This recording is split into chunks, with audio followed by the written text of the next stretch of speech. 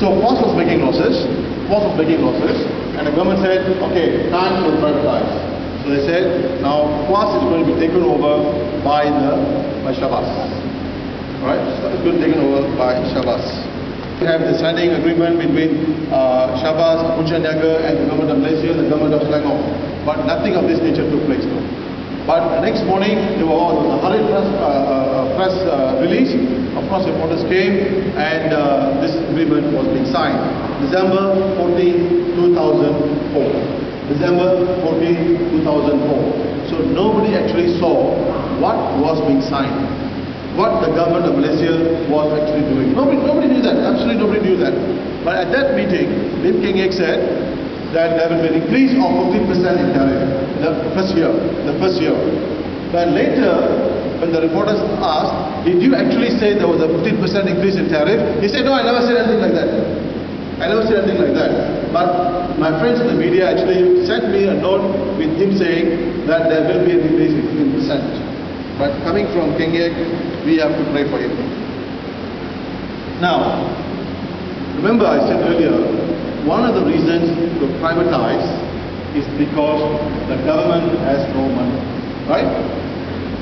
The private sector is supposed to be more efficient. But here, on December, I should say the fateful day of December 14, 2004, suddenly out of nowhere, the government puts out 2.9 billion ringgit in support for Shabas. You privatize because you say you have no money. Yes? But now, out of the wilderness, you pull out 2.9 billion ringgit in grant and loan. Mind you, grant. Grant means I give you and I have no accountability to that. 2.9 billion ringgit. 2.9 billion ringgit. 2.9 billion ringgit. Can you imagine? The government said, "Lekka tidak ada wang, நம்மட காசு இல்ல, அரசாங்கத்துல காசு இல்ல." ஆனா வந்து என்ன சொல்றாங்க? காசு எங்கேயோ கண்டுபிடிச்சாங்க. 2.9 billion, right? And 1.3 billion was the central cost there. Okay, you have enough there. I want to show you something very interesting. The 250 million grant non-revenue water. $250 million grant to reduce non-revenue water. This actually involves buying of pipes and pipe work and so on and so forth in order to reduce non-revenue water.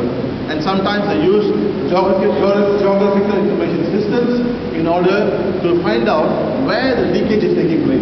There are systems to find out, like they use in Penang.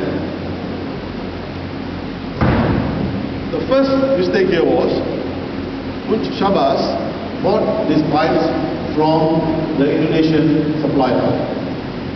Now, if you are given a Malaysian grant, there is a government treasury circular that says that you have to buy made in Malaysia products. That means you have to buy made in Malaysia products. You can't go and buy from Indonesia. But these guys were buying from Indonesia. On top of that, this is where the real crime is. That the company that was producing or that was buying from Indonesia to Malaysia, the chairman of that company and the chairman of Shabas are the same people. Yeah, this is democracy for you in Malaysia, governance for you in Malaysia, right? So in a meeting, so when Keng Yek found out, he said, "Oh, I'm going to send a show cause letter." So we said, okay, finally the minister is doing something about it. In a meeting early last year, I asked the minister, I said, what happened to the show cause letter that you sent? And guess what the response was? What was the response you got? What do you think? What show cause letter? They never sent the letter. It was never sent. So, therefore, remember the government is supposed to be a regulator. They can't even do that properly. They can't even do this properly. So therefore, the private sector or the corporation is running our lives now without any kind of safeguards anymore, without any kind of protection for people anymore. So let me just quickly move on. I see some of you are looking at the children already, but the killer is yet to come, so don't leave.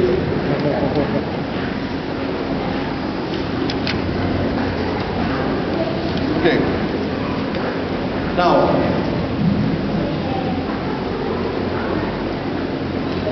remember I said on December 14th, the fateful day, nobody knew exactly what was the agreement.